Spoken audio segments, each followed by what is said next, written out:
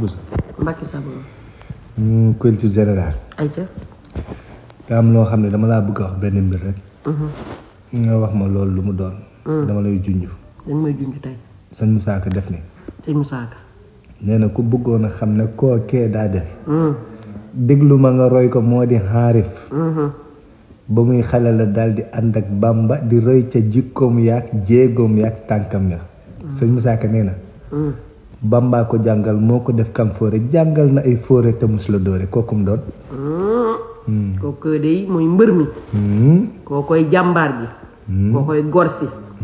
koo ko teel a ànd ak Cheikh Ahmadou Bamba xaadimul xadim. mooy borom ñaari lam yi. xarfu lam ñi jàng arab dégg nañ ko day dàq mukk lu mustaam. Ibrahima Fatima ca péncu boppam naaru soxna Fati Isa. kooku la Cheikh Moussa Ka di waxal. kooku la Sëñ Tuubaa wax ni maam Thierno lam yu faarix mësuma tàqalikoog maam Thierno. daan di wax Ibrahima Fati. lam yu xaalif mosootu wuuteeg man ay mbir. daal di koy wax ne aadalul ay man Thierno sama përëgum loxo. bras droit. waaw bras droit. xam nga loolu lu ko may. ndeyam ju baax ji.